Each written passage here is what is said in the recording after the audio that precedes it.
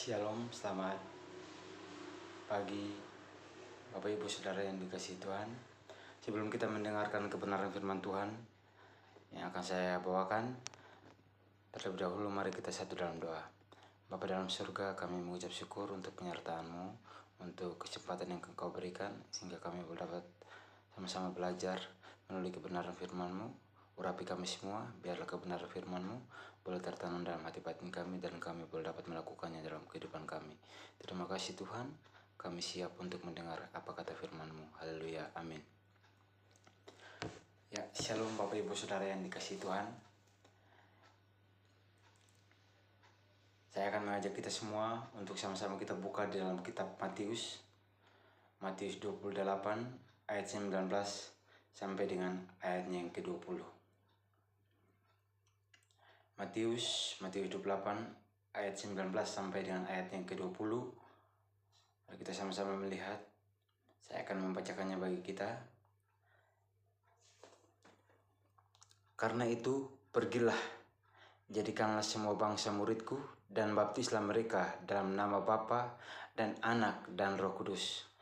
Dan ajarlah mereka melakukan segala sesuatu yang telah kuperintahkan kepadamu. Dan ketahuilah, aku menyertai kamu senantiasa sampai kepada akhir zaman. Bapak Ibu Saudara yang dikasihi Tuhan, kalau kita melihat dalam bacaan yang kita baca di saat ini adalah bentuk amanat agung yang merupakan perintah Yesus kepada murid-muridnya untuk dapat memberitakan Injil.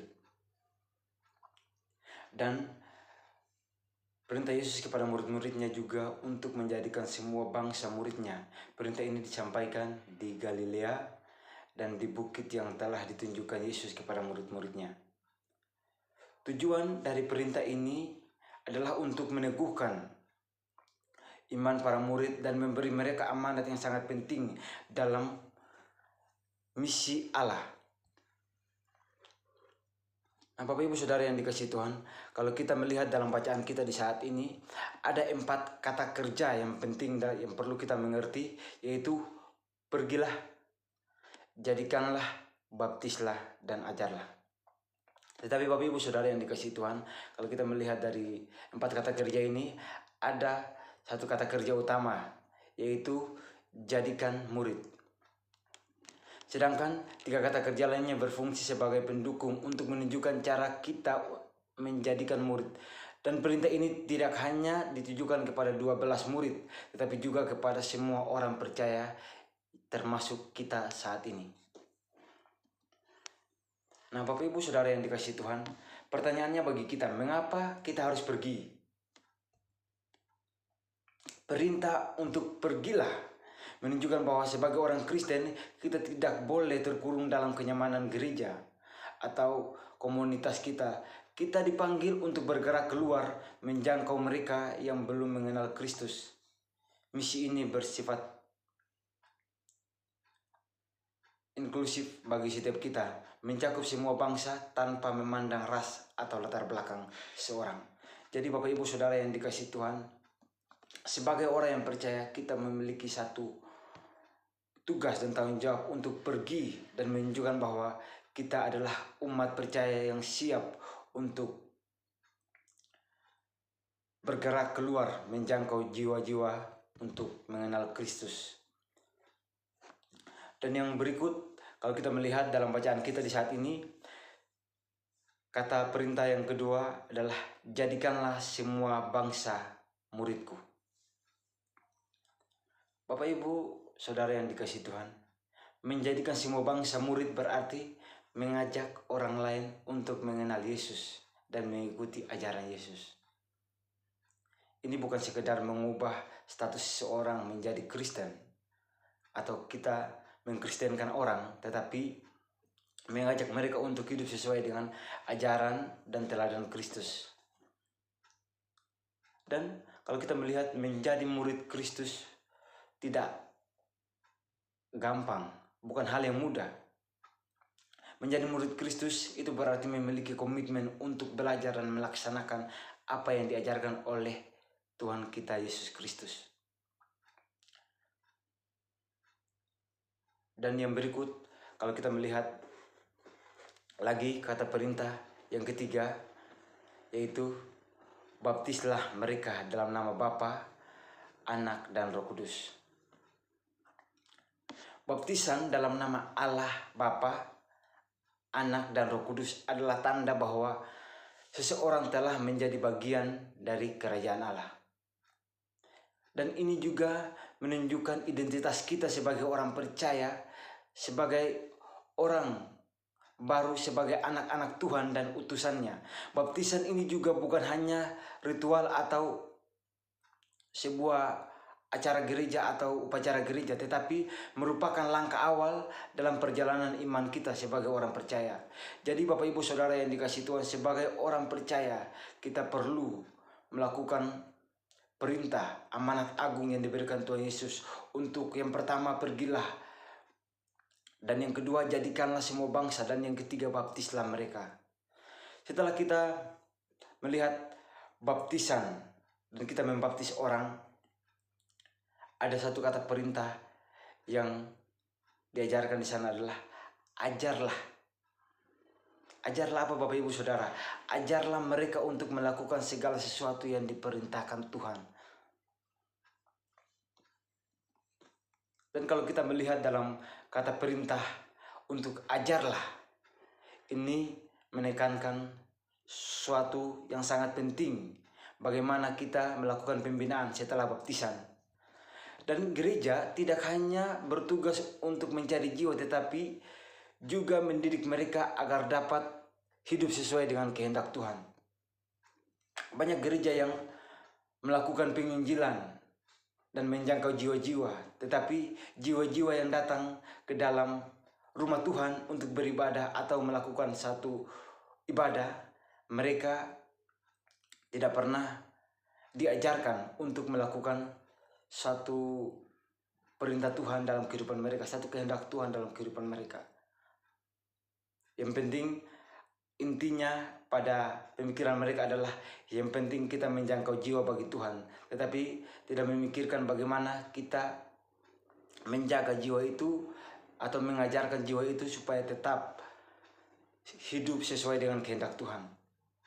Dan kalau kita melihat proses ini tidaklah mudah. Proses ini juga melibatkan pengajaran tentang kasih, pengajaran tentang keadilan, dan pengajaran tentang kedamaian yang menjadi inti dari ajaran Kristus bagi setiap kita orang percaya. Maka dari itu Bapak Ibu Saudara yang dikasihi Tuhan, saya mengajak kita kembali melihat seorang tokoh, Rasul Paulus, yang sangat gigih dalam pemberitaan Injil. Walaupun di dalam penjara, tetapi dia terus memberikan semangat bagi teman-temannya, terus memberitakan Injil dimanapun dia berada.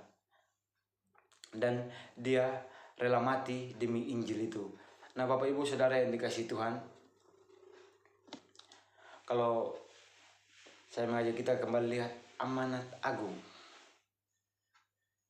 Kalau bagi separuh kita mungkin berpikir bahwa amanat agung Allah itu perintah Tuhan Yesus kepada murid-muridnya. Dan juga mungkin ada yang berpikir bahwa amanat agung itu tugasnya para pendeta atau tugasnya para hamba Tuhan. Tetapi Bapak Ibu Saudara yang dikasihi Tuhan, saya mau mengingatkan kita sekali lagi bahwa amanat agung adalah panggilan bagi setiap orang Kristen untuk terlibat aktif dalam misi Allah. Orang Kristen harus bergerak dalam misi Allah. Dan misi Allah ini sudah dimulai melalui Abraham, bapa leluhur kita. Untuk pergi meninggalkan tempat kenyamanannya dan keluar dari tempat kenyamanannya dan diberkati oleh Tuhan dengan banyak keturunan. Itulah misi Allah. Dan Bapak Ibu Saudara yang dikasihi Tuhan, sebagai kesimpulannya bagi kita orang percaya, kita dipanggil untuk pergi menjadikan murid, membaptis dan mengajar. Dan kalau kita sudah melakukan hal ini, kita dapat bekerja sama untuk melakukan hal ini dalam mewujudkan kerajaan Allah di bumi. Kita harus ingat bahwa janji Yesus bahwa dalam segala hal apapun yang kita lakukan, Yesus akan menyertai kita sampai kepada akhir zaman. Dan bukan cuma itu saja Bapak Ibu Saudara yang dikasihi Tuhan, Dia juga memberikan kekuatan dan keyakinan dalam menjalani misi ini atau pekerjaan ini di tengah-tengah dunia ini. Yang mungkin kita merasa bahwa hal ini sangat sulit untuk kita lakukan, tetapi Tuhan Yesus tetap menyertai kita dan memberikan kita kekuatan, keyakinan, hikmat untuk dapat melakukan hal itu atau melakukan pekerjaan Allah dalam kehidupan kita.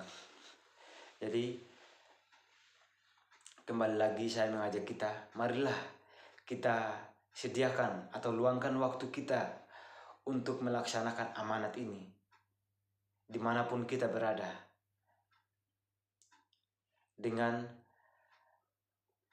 ini kita dapat memenuhi seluruh perintah Allah, seluruh perintah Tuhan dalam kehidupan kita. Dan kita melakukan ini dengan sepenuh hati dan berbagi berkat yang kita terima untuk orang lain juga merasakan berkat itu daripada kehidupan kita. Amin. Terima kasih. Tuhan Yesus memberkati kita semua. Mari kita satu dalam doa.